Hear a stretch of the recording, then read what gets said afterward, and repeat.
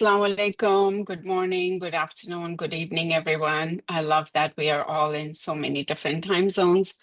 Thank you for joining, and all of you who joined on time. I bear a special thank to you all. This will give us more time with the speaker and not waiting for others to join. Today, I am on behalf of CBU welcoming Dr. Naweed Syed. Dr. Naweed Syed is not new to you all. I'm sure you all know him. He is amazing. I had personally met him 11 years ago, and he still have the same sense of humor that I remember and cherished from our last meeting.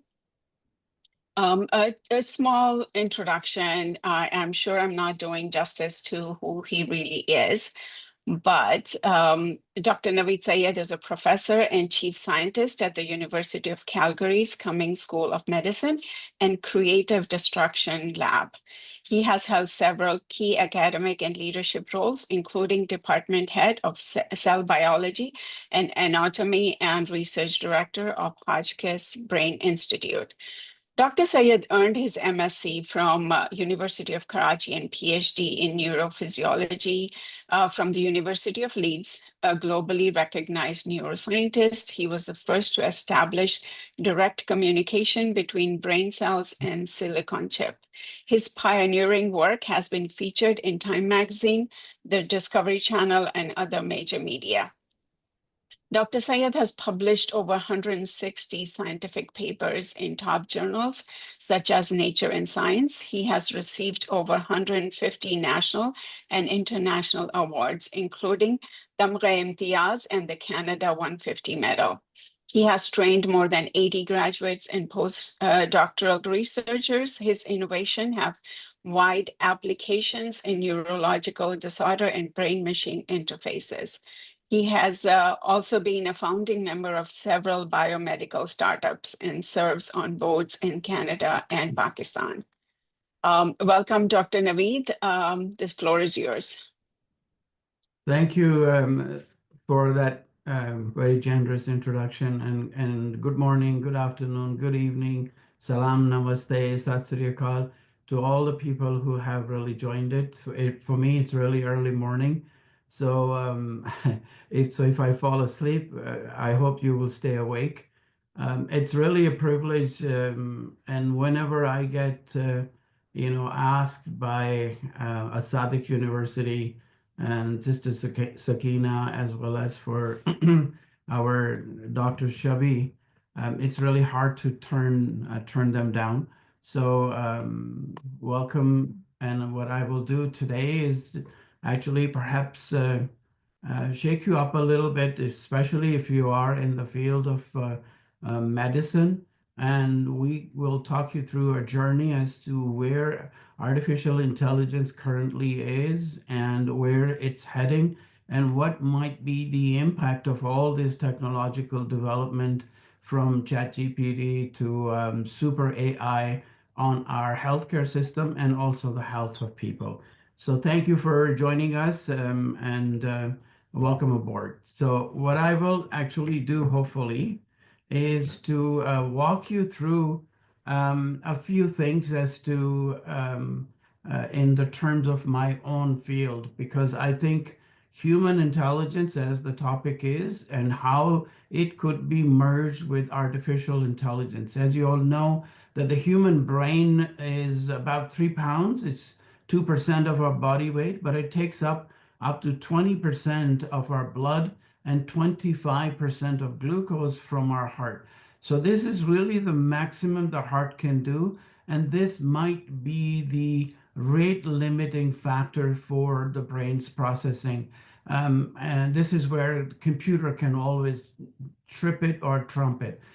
So billions of neurons are connected through trillions of synaptic connections, and there are more brain cells in our brain than there are stars in the Milky Way. And each and every brain cell then in turn has trillions of synaptic connections. So if you were to take a single brain cell and you try to take a needle and try to put brain cells on the tip, there are 100,000 neurons that you could actually easily fit onto one tip of the needle. It generates 23 watts of power. It's enough to light up a bulb. It's 60% of it is fat, and it continues to develop throughout, even up till 25 years. And then the spinal cord stopped developing at the age of really 4.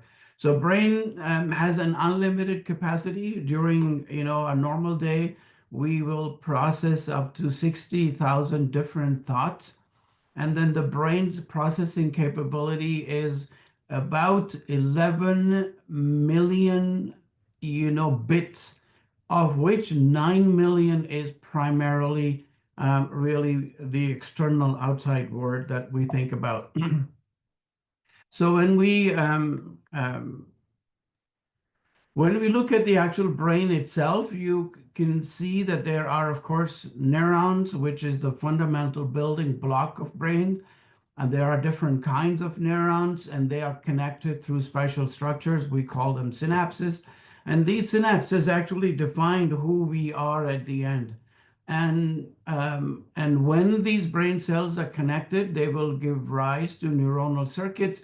These neuronal circuits then elicit behavior, but the circuits in our brain are not hardwired. They change all the time, and we define it as synaptic plasticity. So whenever you learn something, there are new synaptic connections formed in the brain, which form the basis for all behavior, from simple reflexes to complex motor patterns to learning and memory.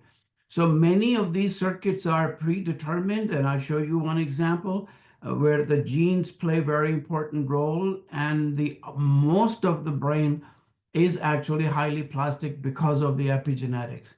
And then there is another important component of our brain, which is the glia. And the glia they outnumber our neurons, and glia also are tripartite, meaning that they participate in all neuronal functions, from repair to synaptic plasticity to modulating the communication between brain cells. So this really, in a nutshell, is what defines us as humans. Our synapses are what we are. And I think the whole picture here will tell you what it's all about. So all of it is really synthesized during early development. So if you look at a fetus, 5 weeks old fetus will be no longer than a ladybug or a seed in an apple. And yet the brain is the fastest growing organ in our body. There are millions of cells added every 2 or 3 seconds. So it's really the fastest growing organ in human body.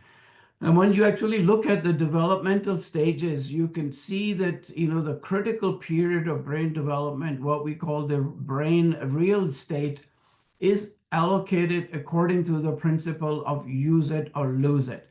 So when you think about biblical teaching, especially in the Quran, in Surah Nahl, Allah says that when you were born completely ignorant and illiterate.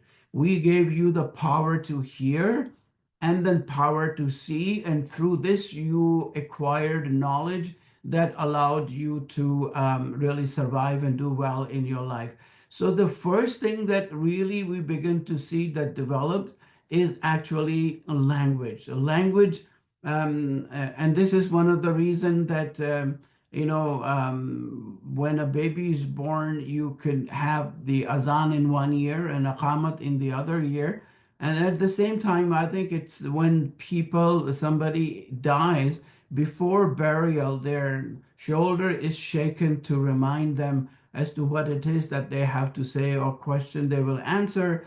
When the Munkar Nakir, the angels, come into,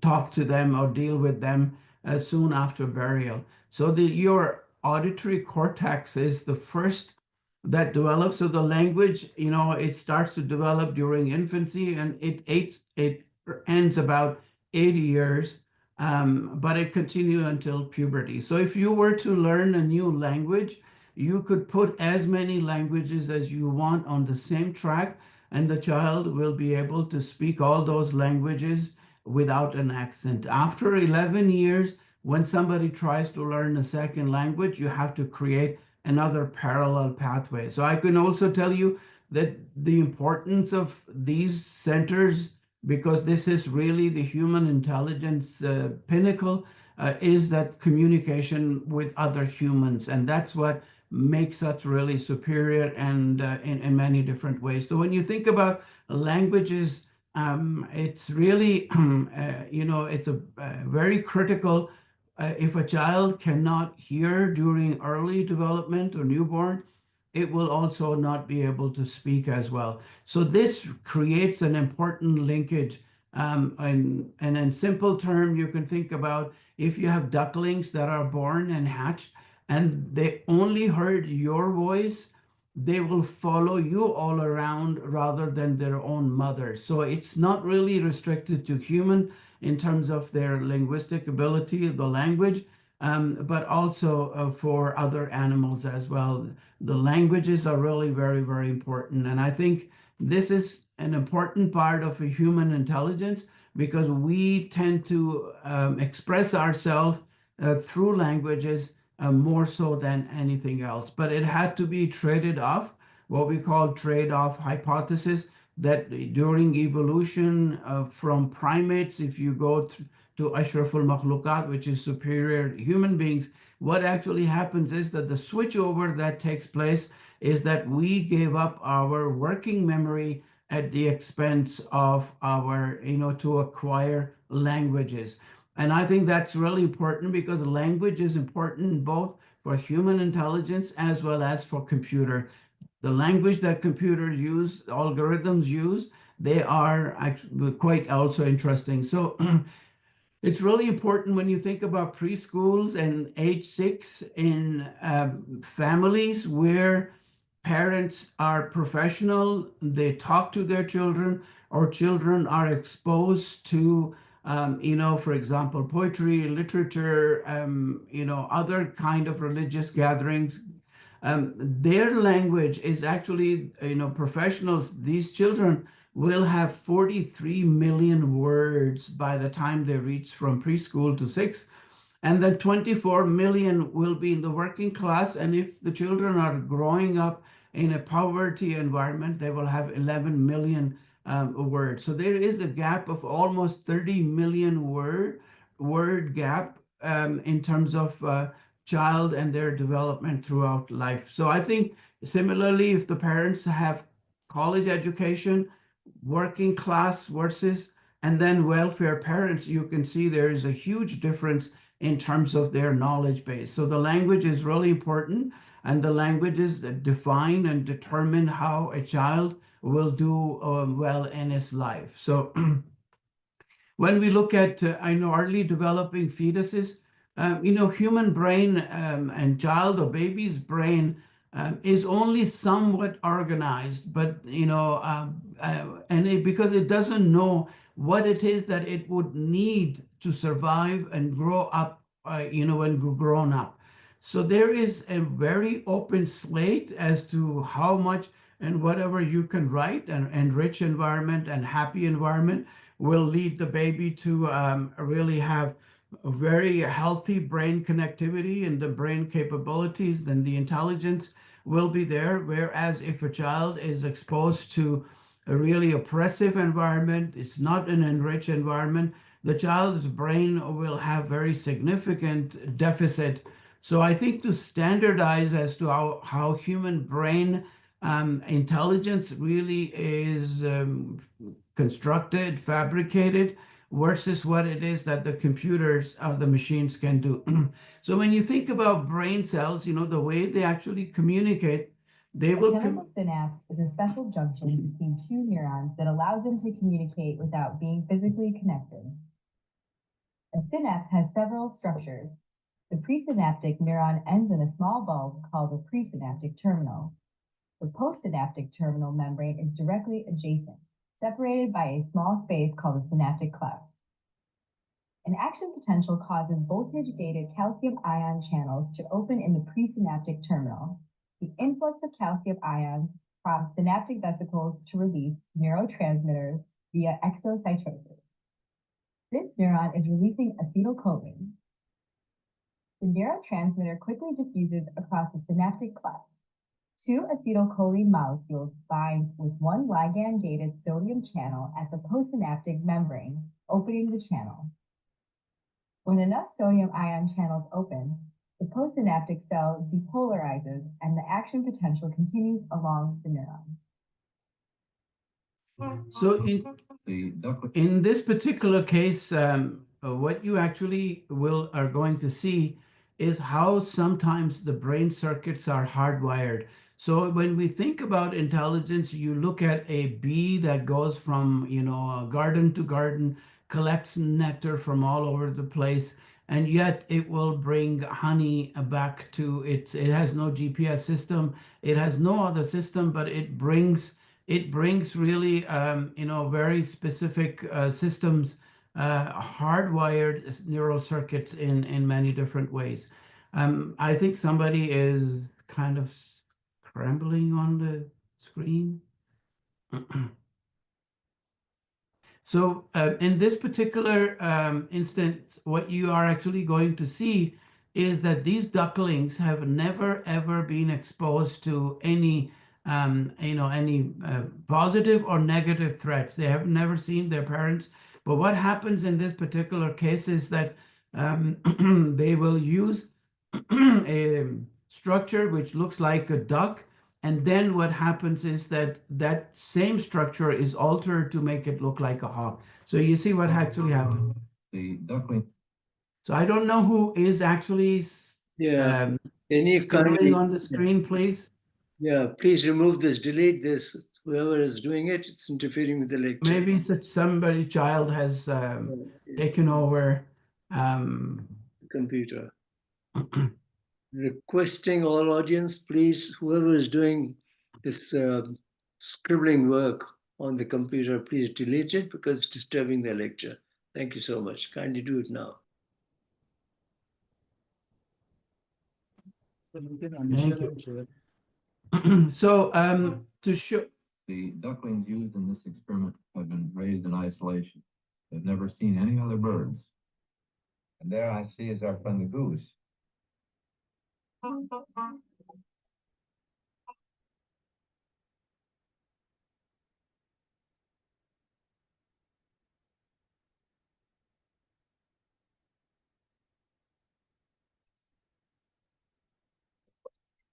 Oh, was there? No, there wasn't. That's what interested Professor Melzak.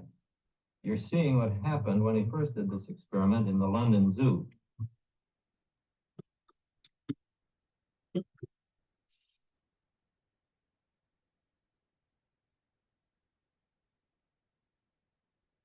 you were a duck, would you worry if you saw a goose? You mean he will worry when Professor Melzak changes that goose into a hawk? Well, let's watch.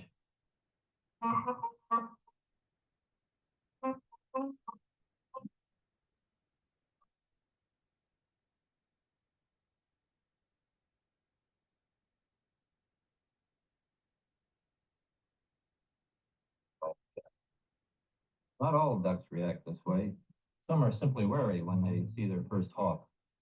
So really the important take-home message from this is that some circuits in our brain, human brain, are hardwired just like a computer, but most of them are actually highly plastic. So human brain is also have what we call experiential blindness.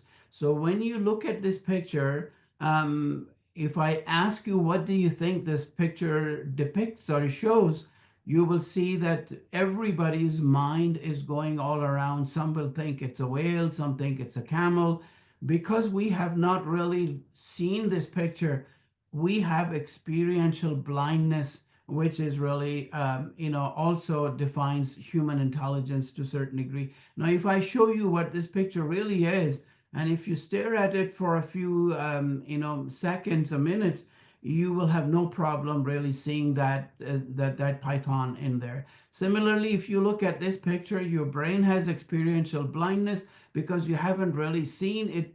Uses conjecture, it tries to deduce as to what this might be, and because it has not been exposed, the parts of human intelligence in that they are not encoded in our human brain. And so when I show you actually what this picture is, and I go back, you will have no problem now relating it to. Similarly, also, it's really important that the human mind is very adaptive. It can easily be fooled. We think that it is the superior of all the things, but your brain is also very adaptive and it can be fooled. And we in our research use this aspect. When we plant chips inside the brain, the idea is that can we use an artificial limb or prosthetic limb and convince the brain that it is actually part of. So in this video, what you're going to see is that this student is asked to focus on this rubber hand, but he cannot see his own left hand. So at the same time, when his own left finger, index finger, is stroked, we also stroke the artificial or the rubber hand where this person is primarily focusing on. And you see what actually happens. Practice. Here you can see fake hands focusing on it. There's the real hands not focusing on it, simultaneous stroking. And there are various ways you can test it. So it really is that we think that the human brain is highly adaptive, is highly malleable, highly plastic, and it can easily be really fooled. So when you think about children who are grown in a very enriched environment, loving parents, enriching environment, versus a child who has gone through extreme neglect, you can see that the 3 years, the brain size is significantly different. And you see also no connection between left and right side in the corpus callosum. And these brains are basically underdeveloped as compared to a normal child. So many aspects of human intelligence and learning and memory, it really is encoded. No two people are identical. So somehow if you were to compare human intelligence with artificial intelligence, how can we really calibrate these two aspects, which we will really examine through? So what is human intelligence versus artificial intelligence, machine learning? How do we define intelligence? This is what I will talk about, and how that leads to learning and memory. Are humans learning machines? So is it that the human mind is more like a machine? It learns. And can machines learn and acquire human intelligence? So this is really an important aspect, which is really revolutionizing the field of medicine. And if we have not really embarked on that train, we have already missed it. So the talk today, take-home message I can give you now is that if you're not already on board with these existing and upcoming disruptive technologies, artificial intelligence, then you have already missed the boat. Our human brain is really unique, but only for now. It changes all the time, and it creates your own life story, which is your story, because no two humans will experience a particular event or incident or learn the same way. So each and every human is very different. And then, the question is, can this life story be recapitulated by machines or an AI? AI meaning artificial intelligence. Artificial intelligence has extensive utility in healthcare system, but it still has several myriad limitations. So the future of brain-machine interfacing technology, I will talk about this, whether we can create a hybrid of a machine or robot and to perform surgeries alongside a surgeon, and how they can assist each other. So the important $1 million question is, will AI be a conduit to us as a hybrid, or is it going to replace us as surgeons or scientists or even clinicians? So as Elon Musk had said that, are we summoning the devil? And this is the question that I'm going to explore for the rest of the talk. Now, what is intelligence? This is the ability to really acquire and apply knowledge to practice. So when you think about psychologists, how they would define is that your ability to recognize a problem, and then the ability to solve that problem, and then to learn from the experiences so that you could really move forward. So when you think about the sources of knowledge, first of all, are our senses. We learn them, but oftentimes excuse me, our senses is also betrayed. We can't see tiny particles, we can't hear certain sounds, we can't feel certain things. So our senses, when they fail, it's our experimentation that comes to really help us out. What I mean by that is that if you put your hand in fire, you know that the fire burns. That is the experiment you did, and what you learned was not to put your hand in fire. And then the third source is actually our intelligence or our intellect, which really, when they all come together, they will truly define what human intelligence is. So what is learning and memory? Learning and memory, they are often closely related concept. Learning is the acquisition of skills of knowledge, and memory is the expression of what we have acquired in terms of a learned experience. Another difference really between them is speed with which the two things happen. If we acquire the new skill or knowledge slowly and laboriously, that is learning. If acquisition occurs instantly, that is making, that's what really makes our memory. So these are subtle really differences between learning and memory. Learn is a laborious process where you have to repeat, and whereas in terms of memory, for example, if a kitty cat is burned on a hot stove, it will never go near it because that experience is permanently imprinted on its memory. The same thing happened during post-traumatic stress disorder for humans as well. There are triggers that will trigger those memories which have been encoded deep in the hippocampus. So as I said earlier, that our brain doesn't know what it needs, to survive. So it pays attention to almost just about everything around it.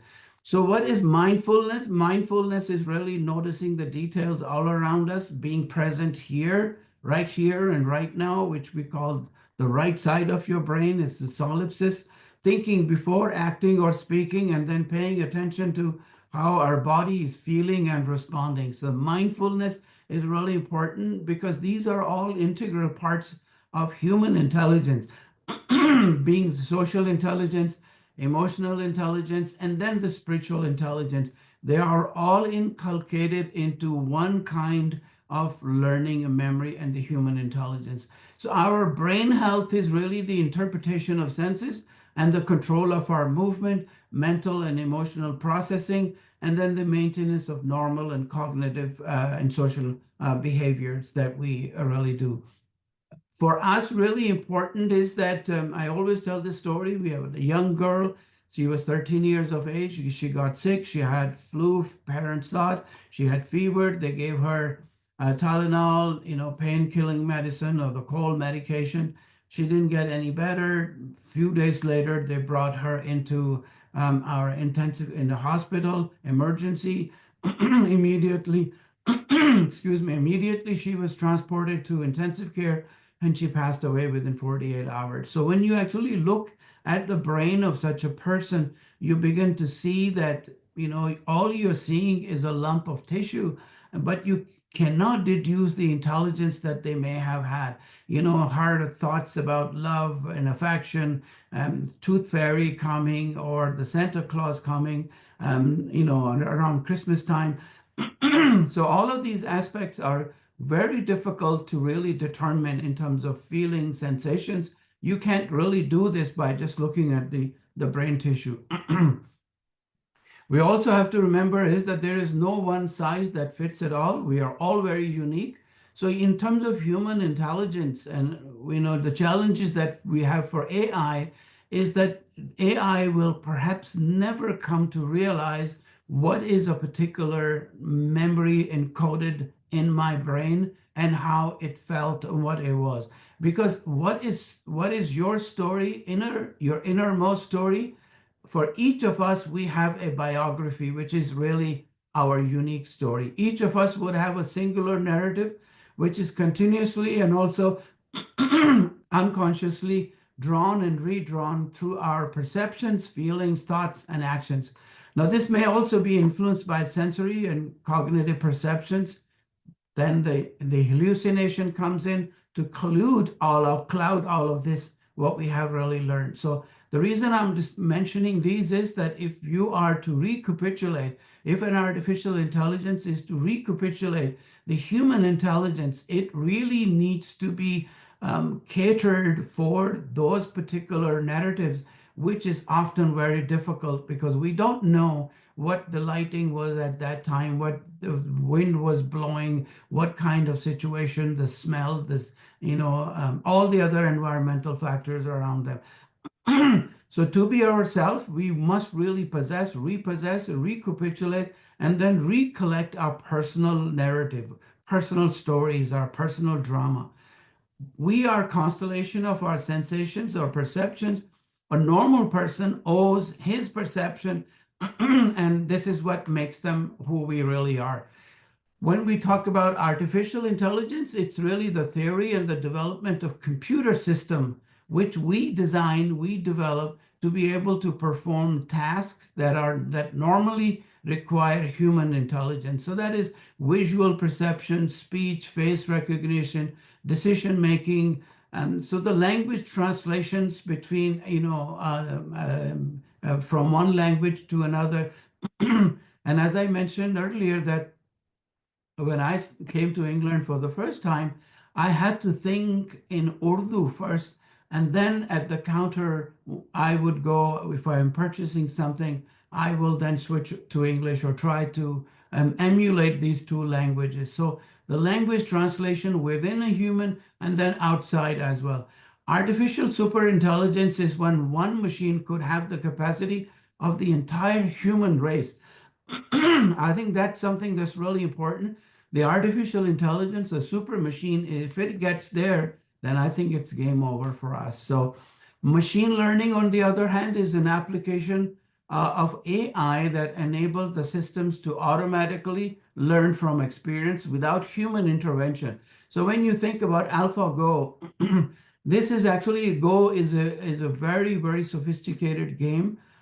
This Alpha computer was trained to play that game on its own, and then it was put against the world champion, and it actually defeated every single world champion, and it made the first or second move such that the other world champion could not fathom at all. He wanted a 15 minutes break because he thought it was not possible. So this thinking that, we have to train these machines and they will emulate what we do, it's actually a fallacy, because these machines are so sophisticated that they need not be trained, and they could actually learn and even beat humans. And I show you a few examples. When you think about biological intelligence, it may be superior, but humans have really become less biological and more technological. And this is happening at the expense of our biological intelligence.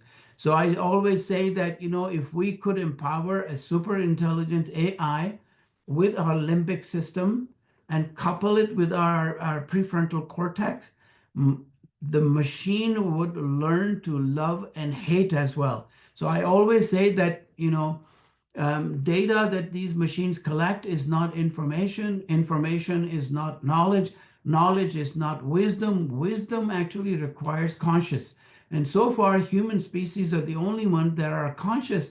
But I would challenge that narrative that now we as a neuroscientist are tapping into that part of the brain where conscious resides. And I can tell you, if we could do this and then couple it with our limbic system and the prefrontal cortex and hippocampus, I think it's game over for us.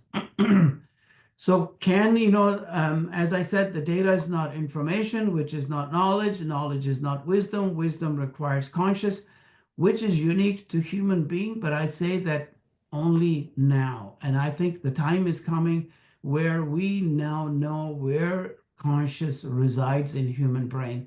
And once that is tapped into, I think it will be pretty cool.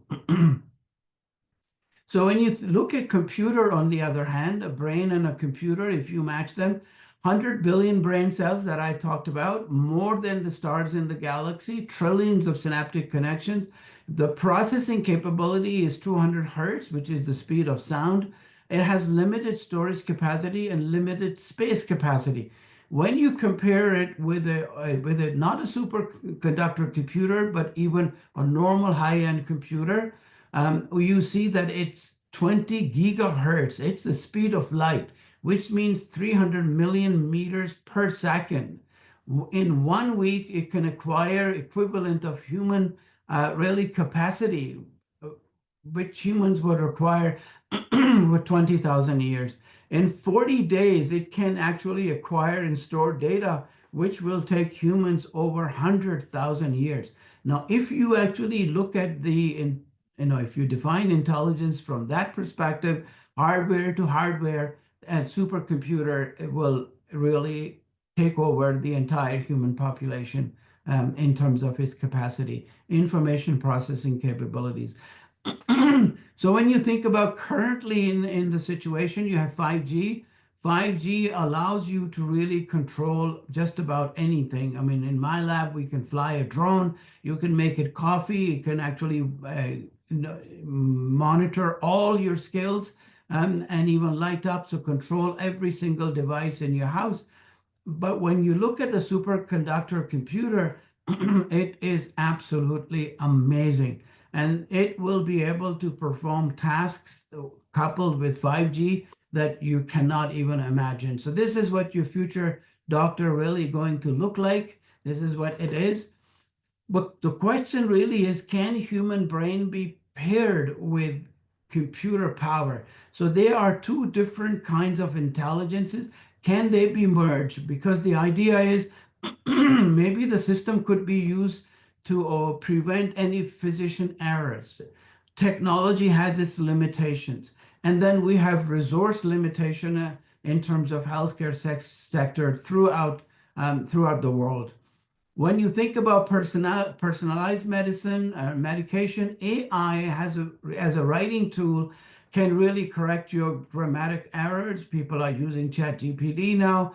It can brainstorm ideas. You can throw at it and ask various questions. And then it's also collect and synthesize data. But if I ask my audience here as to what time it is, everybody will look at their own watch.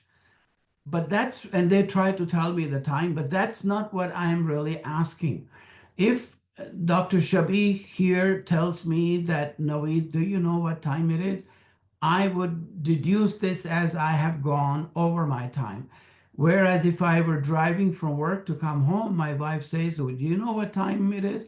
I would know that somebody gonna get hurt real bad. So if I am looking at a patient who has Alzheimer's, I ask them time. That has a very different purpose. So you see the languages that I started with, it begins to fall apart in terms of the same question that is posed to 4 different entities. So the question is, can AI crack that code of human experiences of the lingo and to be able to really reach that? So, but now we can look at your facial expression, and AI can predict whether you are depressed, whether you have anxiety, whether you have trauma, whether you have post-traumatic stress disorder. It can also capture feelings from your face. So facial recognition in terms of artificial intelligence is becoming just as good as our mother would look at our face and tell us whether there is something wrong or whether we are telling the truth or lies. So I think this is becoming an important tool. The other thing is that, disease prediction, for example, predicting chronic diseases, hypertension, diabetes, kidney diseases, even for our, doing the scanning of bones and joints, the artificial intelligence has really become a very, very powerful tool.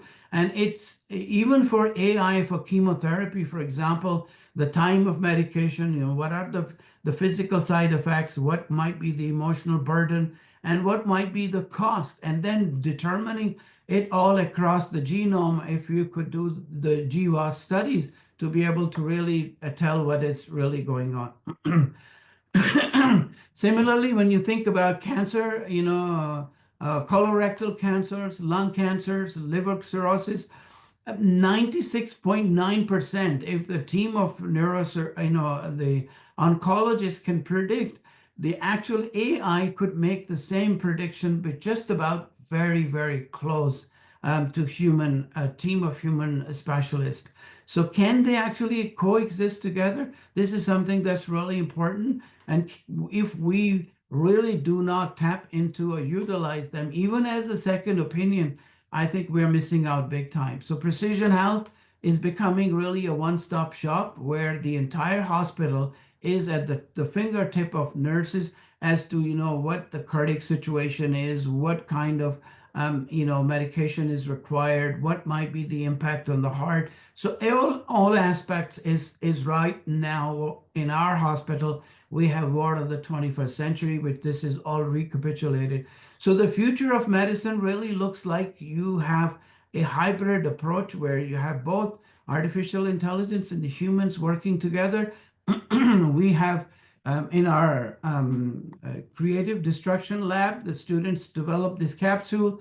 When you ingest it, it goes through your GI tract and it tracks not only, it collects the bacterium to look at the gut microbiome, but it will also detect polyps, and then it will send a signal to the GI or surgeon to let them know that there is a polyp at this location. Do you want me to take care of it?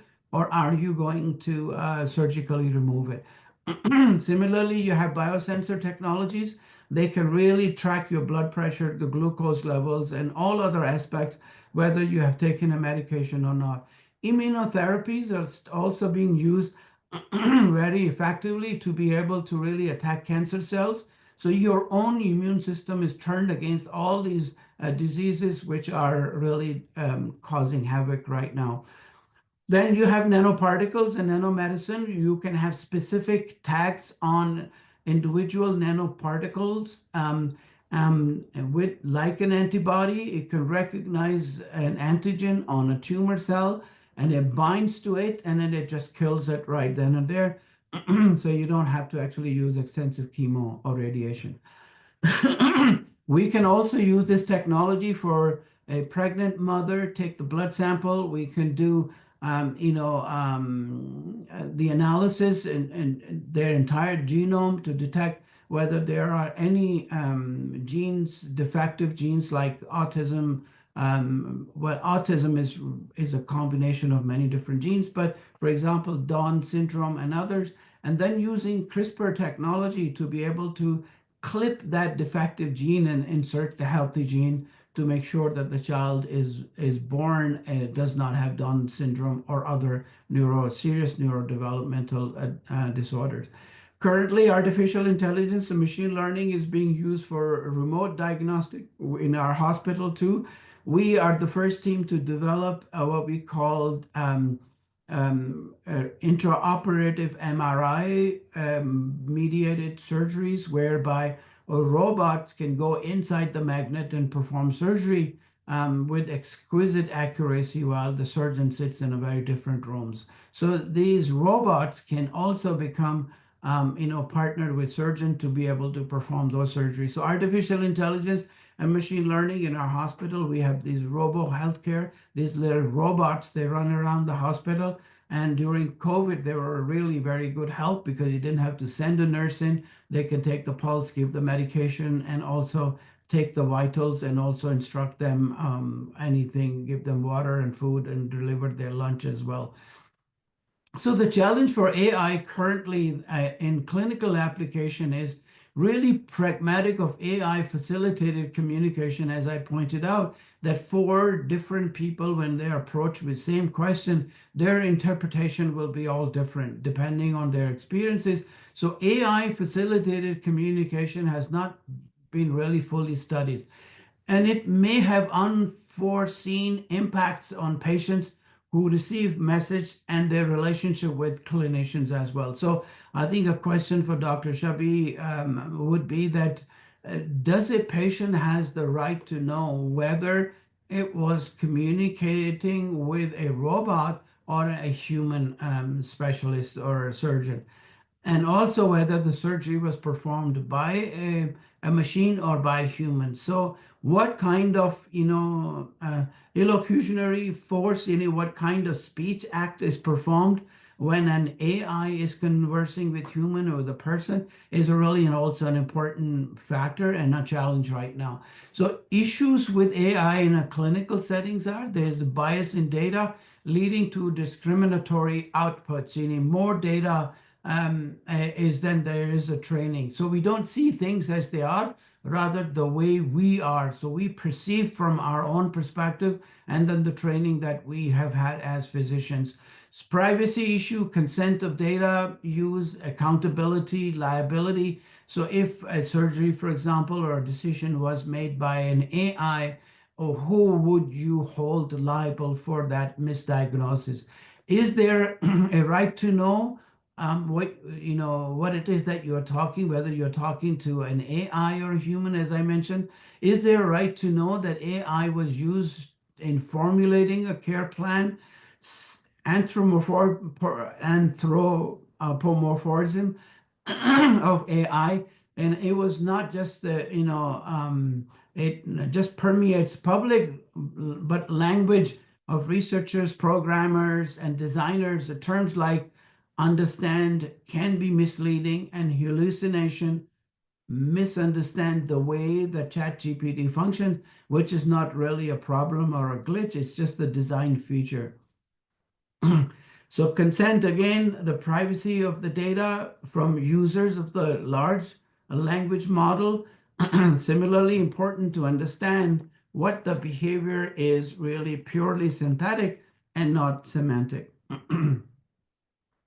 So the other important thing really, do patients have the right to know that an AI was used to formulate a care plan for them? So there are three findings. The people were people were terrible at knowing when they were interacting with an AI generated response or not.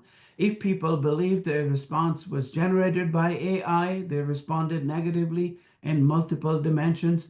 Overall, because of these 2 points, the communication was better in multiple dimension if it was an AI generated. So will AI ever become sentient? If it does, what would the world really look like? And the last few, I won't bore you with all of this, but the important thing is that I think the way human intelligence is progressing, I would say digressing, and the artificial intelligence is really going up. I think it's a wake-up call for us. So in my lab, we are interested in actually, all AI will get the data from human experiences and intelligence. We were interested in tapping into human brain using a semiconductor chip, which we developed to crack the code of all human intelligence and feelings, learning, memory, simple behaviors.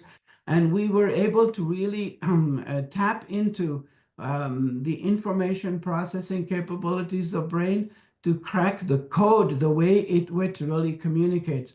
And then so we also know that the brain-machine interface, the action and the imagination are very similar. Brain scans show that when you are performing an act or imagination, it's the same part of your brain that really lights up. So thought machines, for example, translation machine, they tap into motor program in a human or an animal when it is imagining an act. And we could really do this by coupling these robots with our own brain, and then whatever the student will do, the actual monkey will emulate. So it's a human to machine contact wirelessly to be able to really see how it does. We can turn the lights on, we can turn the light off. And when you get very young trainees, students as well, we can program them to actually operate this robot, and they can not only learn from this machine can learn. So right now, this young boy is controlling this cube in the tunnel, and it's making it go up or down by just thinking about going up and down or deep into the tunnel. So when we pair it with our devices such as this car, and this young student can actually drive this car back to where it actually came from by just using her own brain power. Of course, when they are training, they crash. But when you have senior graduate students, they can actually control this robotic car by just their thought process, and it actually operates better than what you see in a Google car. Very, very good driving. We can also control these drones by just thinking about them. And this is again a human contact with the machine, and it's a two-way hybrid human intelligence versus machine intelligence. When you could put these little sensor on these drones, and they are communicating with the electrodes mounted on the scalp of a student, and we can fly them around, thinking about going up as the boy was doing in the tunnel, coming down, and then landing it really safely. So this is all done through the brain and the mind. So the idea also is we could use virtual reality in terms of to be able to really reprogram human brain from post-traumatic stress disorder, and by providing this feedback loop through this virtual reality or the augmented reality. And I won't bore you anymore. I think I have gone over my time already. And so the idea really is that can we then use these neural networks that we create and make a hybrid with the machines to be able to learn both way back and forth. And the idea is that we can now record from 100,000 brain cells that we culture them on these semiconductor chips. We develop a brain section that is isolated from from an animal to be able to detect activity pattern throughout. And we can also use what we call our photoconductive stimulation technique, whereby we grow these cells on semiconductors, and we label them with a specific dye. And when you fire a laser, the laser will activate all the neurons, and you can actually light it up like a Christmas tree. So once you get access to information processing capabilities of brain cells that are not immediately juxtaposed with chip, but also in 3 dimension, you can actually then design it in such a way. I won't bore you with this. This is a bit complicated. You can pair it in such a way that you could actually control an artificial limb or a prosthetic limb by just pairing, planting a chip in the sensory motor cortex. When this monkey's visual cortex makes a contact with a palate, it talks to his sensory motor cortex. It imagines that action. That action is now coupled, picked up by the sensory motor chip on the sensory motor cortex. And because it's a remote control, it can actually control this prosthetic limb as if it is part of the human body. This is my last slide. I won't show the human data, which is actually coming out very nicely. We can also take these big giant crabs, we take their brain out, and we plant a chip inside, because the axons in these crustaceans, the nerves can stay alive even after the brain cells die for even months. And then we control this crab by just a simple remote control. It can go forward, it can go backward, it can turn around. And imagine that if this were really coupled with another crab has a different chip, it becomes pretty cool to be able to really have one crab move and the other one moves too. Sorry, I've gone over my time, allocated time, but I'll be happy to take any questions. Sir, may I ask any question? Yes, please go ahead. Yeah. First of all, shortly, thank you so much, Dr. Naweed, for such an insightful presentation. So I will just ask quickly some two small questions. My first question is this, that he mentioned, because I am also already researching on robot-assisted minimal invasive surgery using deep learning. So I want to ask him, are there some pilot projects with robot-assisted surgeries without any human supervision? This is my first question. And my second question, as Sir Naweed already mentioned, that using different technologies, we have already achieved that. We have already have access to the neurons of the brains, and so we can just take the thoughts, for example, of humans. So you know it very well that, for example, for US visa, if someone is applying for J1 or F1 visa, so there is a very common question about the immigration intent. And whenever there is some interview, so for the visa officer, it's a great question for him, that he's asking the person that, do you have some immigration intent? Of course the person is going to reply, no, I don't have any immigration intent. So as Sir Naveed mentioned, so can I just take it as that, because we have now the access using artificial intelligence or deep learning to the neurons, so we can, or one can translate or convert the thoughts or human facts in the brain into the text or image or any factual data? I'm sorry for my long question. No, I think that was a really great question. So I will pick up. Excuse me, it's just too early morning for me, so I'm still a bit woozy. I haven't had my coffee, so my apologies. For your first question, I don't know if you have seen Canada Arms on the space station. That is actually based on the technology that we had developed here in Calgary. It's called NeuroArm. So normally when a surgeon performs a surgery, it will use the MRI images, but once you open up the brain, it is very different inside. So the idea really is that, can you have person who has, for example, glioma, to be able to put them inside the magnet and take that live image, and because you can't take any magnets, any iron or any tools near the magnet, so our team has developed what we call a titanium robot, which is a neuro arm. That robot goes inside the magnet.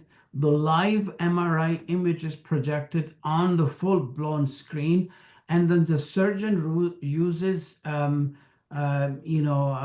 joystick and also micro manipulators to be able to perform surgery with greater accuracy and more vigilancy, with least damage to the brain than a surgeon would normally do in a bloodied brain itself. So I think it is still assisted by the surgeon, but it uses these technology and tools to be able to oftentimes use a snake robot. The robot actually is very fine, thin fiber. It goes around, for example, metacerebral artery or other parts to make sure that you don't damage any of the major blood vessels. And this is normally very difficult, especially if the surgery takes 8-9 hours. So this has really already been applied, and application is in the works, which is used quite extensively now. It's the intraoperative MRI. Will a time come when a robot could do this? I have no doubts that it is actually perfectly feasible. But most people don't like just the robot in case it becomes Edward Scissorhand and it does things that are not are out of control. So the idea will be that somebody sitting in, for example, Lahore could perform surgery in Karachi and vice versa, using this particular technology. And it is already actually being, and I'm working with a couple of hospitals in Pakistan trying to bring it back to the country. For your second questions in terms of thought process, absolutely. And I think when I go to United States, I face a camera, and the immigration officer doesn't even look at my passport. So they never check our passports anymore. You just focus in a camera, and in front of him is an image created. He will ask me, what is the purpose of your visit? When I say that I have to give a talk, or the family is going for Disneyland, it sends a very different signals to him, and they will immediately know that whatever he's saying is actually telling the truth.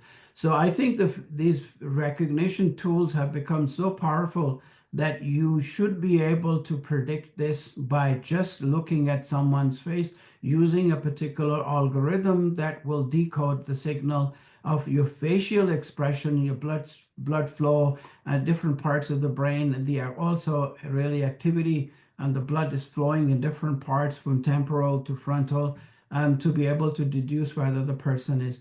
This is why I think it's a reminder is that we have two angels sitting on our left and right. They are writing all the deeds. So one shouldn't actually lie in any case anyways. I understand. Thank you so much. I got that. So, Naweed, I have a question, Shabi. Okay. You said something about consciousness. Do we know where consciousness resides? Because there's been a lot of debate in the philosophical circles about the actual location of consciousness. I can't go to the name of the philosopher, but recently I was reading that it is not really in the neurological tissue or neuronic tissue that consciousness exists or rests. It is somewhere else, it's metaphysical. What do you think? That's a great question. I think I could do a whole talk on this. People, oftentimes, the physicist now thinks that you have quantum consciousness.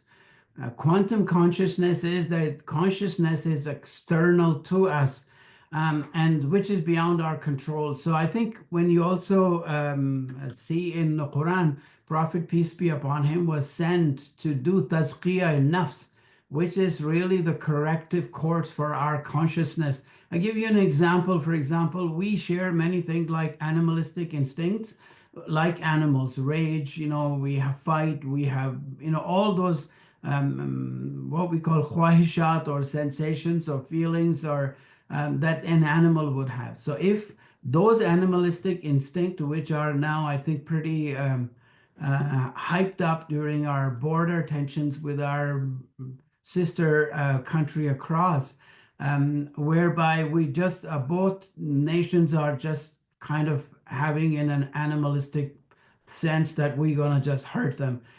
But then they think about, your instincts can't just do anything. You would need for that your intellect, as to intellect will say, okay, let's punish them.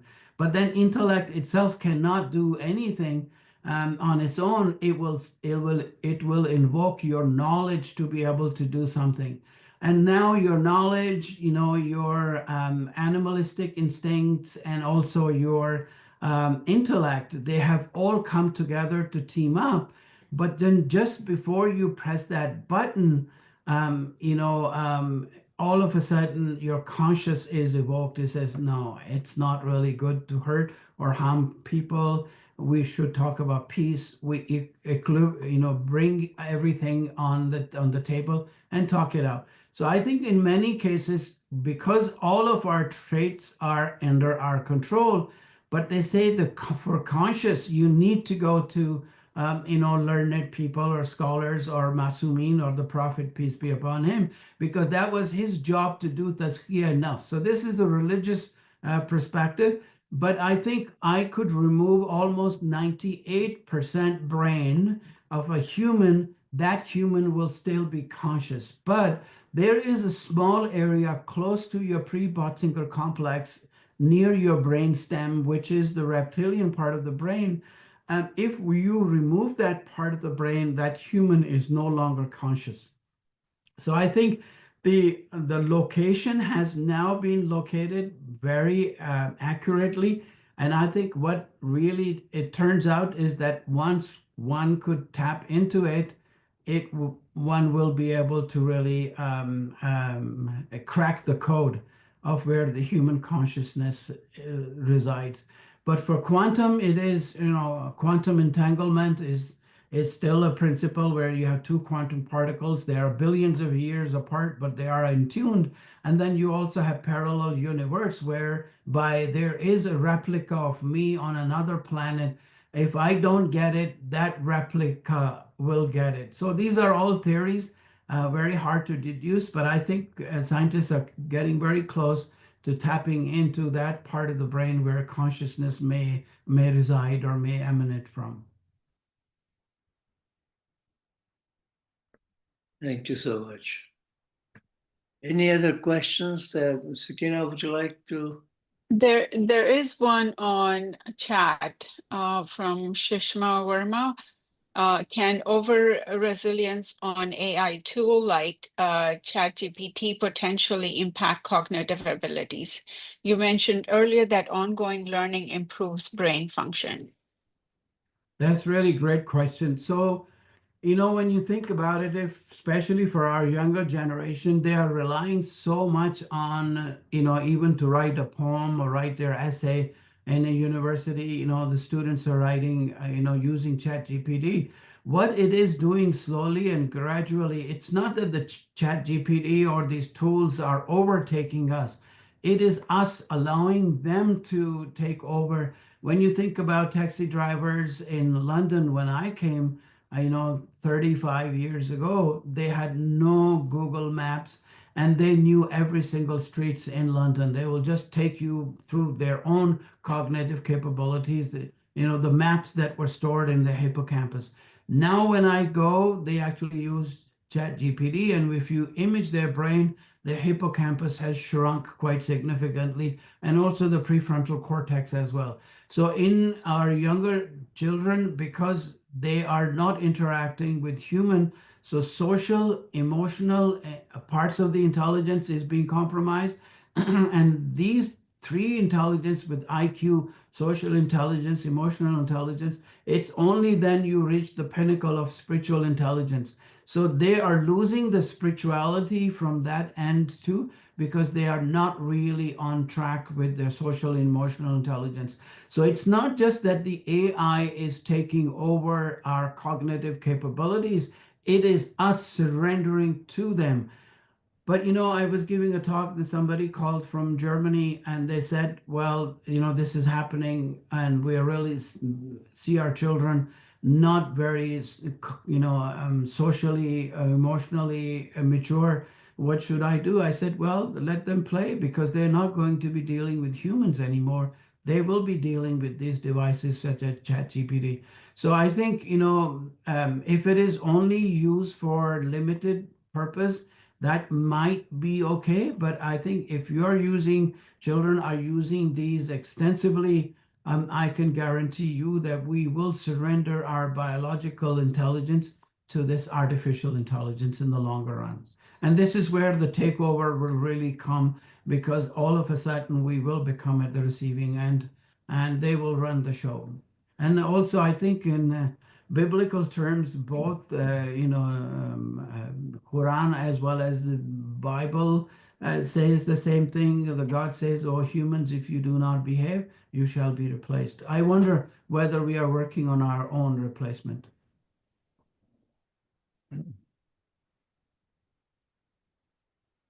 Sakina, can I have a question? Sure, please. Yeah, thank you, Naweed, for enlightening us. I'm Dr. Shahid Hassan from American University of Barbados. My question is about memorizing the Quran, despite of the some finite memory capacity, with the power of repetition, and reinforcements and strategic recalling. This we all see a Hafiz who recite Quran or memorize Quran, hundreds of pages. But if the similar things, hundreds of pages, some other text is memorized, there'll be multiple mistakes. But Hafiz do not do those mistakes. So my question is it the Quran miracle or the brain function that helps it? And the second part of it is, my question is about the motivation. It has been experience that the students who are not motivated to become Hafiz or learn Quran by memorization are not doing well compared to those who would be who have motivation. So where do you fit the motivation at subconsciousness level, or where do you fit this in to work together? I think it's a brilliant question. I think it's a whole talk in its own self.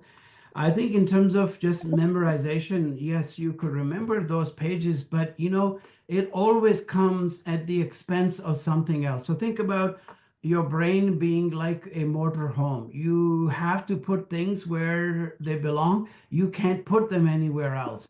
So same thing is in terms of our brain capacity. If you think about autism spectrum, autistic children, they have, high level of IQ, but that IQ comes at the expense of their social and emotional intelligence. The linguistic ability is are perturbed. So these children who purely memorize the Quran, their focus is, the pressure is that these are biblical divine, phrases and words and surahs, that they should not make any mistake, and that they should be memorized in that context from back to front and front to back.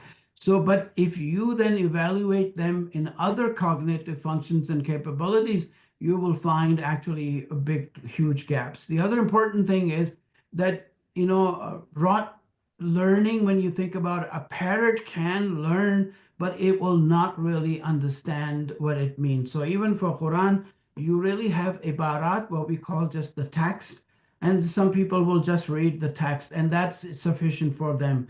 And for some people, there are isharat, which is really the symbols that there are, you look at the bee, look at the, how it goes from place to place.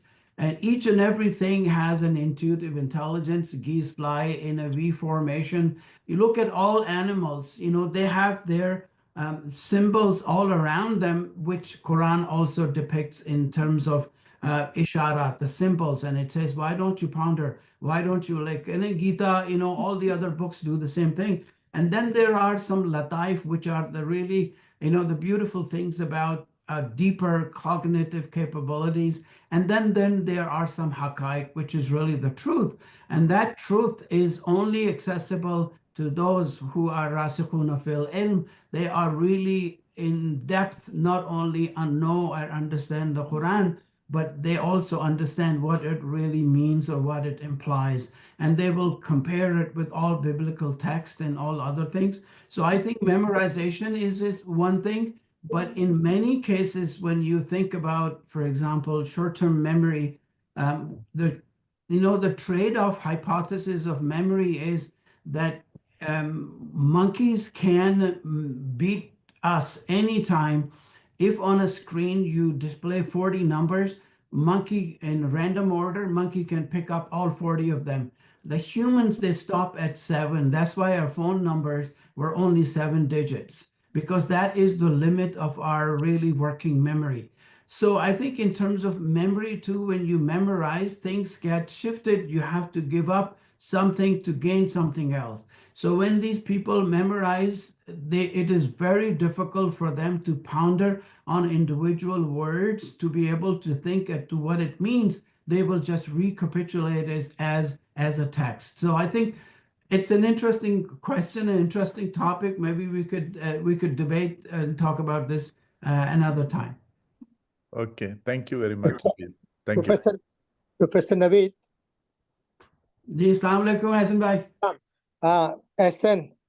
जी अस्सलाम वालेकुम. Walaikum salam. Do you think Munir Niazi's share, ख्याल जिसका था मुझे ख्याल में मिला मुझे, सवाल का जवाब भी सवाल में मिला मुझे, day is not far, you will get the answer from everywhere with all your the knowledge you have instilled today. Thank you so much.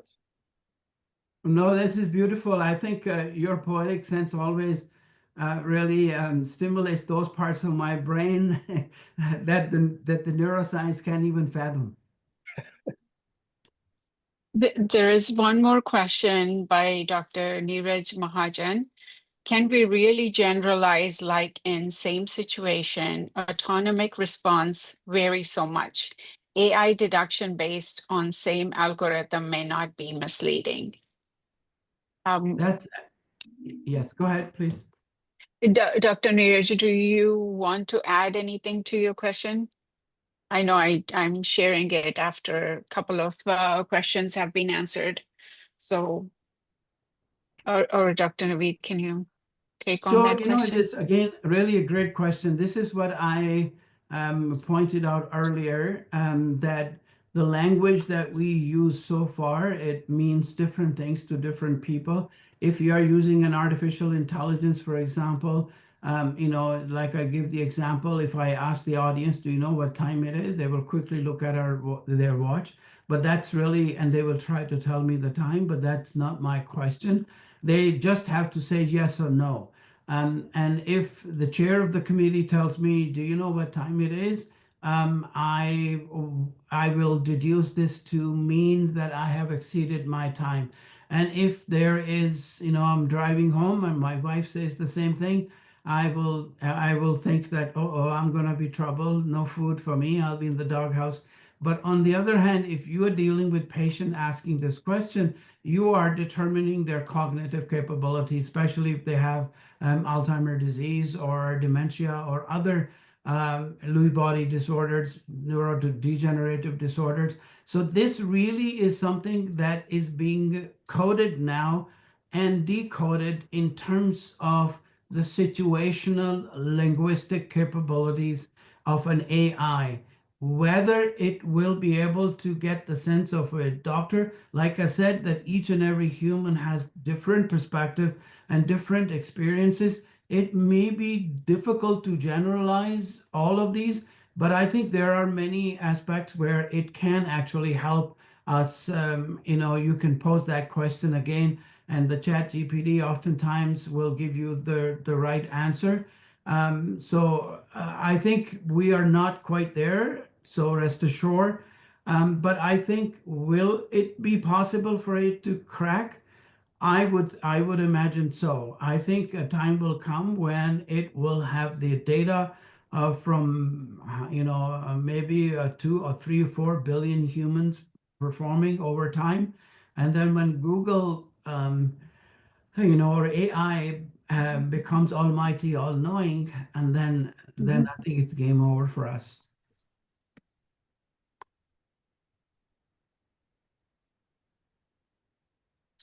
So Naveed, We can will I become ask the so. last? Go ahead, Sure. please. Yes, sir, my question is this. I hope that in our audience, most of the people are staying on the intersection of artificial intelligence and medical, just like me. So my common and simple question is this: what, in your opinion, is the biggest limitation of artificial intelligence in context that most of the people who are working on this intersection just think that maybe artificial intelligence in some years going to take away their job? Well, great question. And it already has. It has really taken over many jobs, and it will take many jobs. This is why I think it's important that our physicians and clinicians and our researchers, they stay on top of things. Otherwise, it will be a tsunami that will sink us. The the reason I cannot tell you exactly where it is at this moment, nobody really knows, because it's one of the top secret, kept secret all around the world. There are people also working in their garages to code, and decode different information processing and the cognitive capabilities of human brain. So nobody really knows where we are. People are keeping it all hidden. Countries are working like mad, from Russia, China, and you see that ChatGPT was trumped by Chinese software. So nobody really has the idea. But how far it can go in terms of becoming a hybrid where both humans and machines can work together, I think that is the future that we must admit and accept and then move on with. But the thing is that when you think about, Steve Jobs, normally when people climb K2 or Mount Everest, once they're on top, they put their flag, they take a selfie, and they run. They run back to their base camp. But Steve Jobs never let his people look down. He showed them the next peak and the next peak and the next peak. I think a university such as Sadiq, under the leadership of Dr. Shabi and many other, their idea is, the thought process is that we must not let our trainees, residents, and fellows and doctors to look down. Those days are gone when you could actually just use, with precision health and precision medicine, things are becoming really, really, really very, very fast. So you cannot give the same medication to same person. Now there are software, they will deduce, they will do your genetic profiling in your family history, which kind of particular drugs work, how is the metabolism, how is your gut microbiome, and how is the liver going to process, what could be the side effect, and what could be the impact of this drug, and what could be the collateral damage if it isn't given in overdoses, chemotherapy and other medication. So I think this really, you have to embrace the idea. People have to really stay sharp. If you don't, I can guarantee you that not only your your medical care that we all take the pledge to serve will be compromised, but at the same time, we will do huge disservice to our profession. Thank you so much for your insightful answer. Thank you. Thank you. Any other questions? I think Dr. Okay. Adnan maybe asking something in chat. I think radiology, histopathology, and dermatology in near future will be AI operated. Medical and oncology in terms of nanoparticles for tumor specific sites. I think That's he's just exactly, making yeah. statements. Yeah, that's really what I also think too, because we have developed these nanoparticles and nanodots that can be coupled. So think about a nanoparticle that has a particular, antibody that is capable of recognizing a particular antigen in a different kinds of tumors that we have now the biopsies done. And then what it does is that just like any other antibody, it will bind to that particular tumor, and then it has the ability to commit suicide by just changing the voltage around that nanoparticle. One could zap these tumors right on the side, and specifically only those areas where the tumor is. So I think it will really revolutionize the way we do many different fields, from detecting neurodevelopmental rare genetic diseases to oncology and other aspects of healthcare. See, I am from IT background. I have worked on machine learning and AI. And from my perspective, yes, it is amazing. It is powerful. It could take over, but I myself will not trust what AI will give me. I would go to a human person and say, okay, is this correct? And one of the example is I had a CT scan recently, and I got the results, and one of the tests had some abnormality. So I straight on went to Google and I started reading about it. And it gave me so many options of what could be wrong. And some of them were very, very scary. But my doctor, when I went to see my doctor, she said, oh no, that's common. Don't worry about it.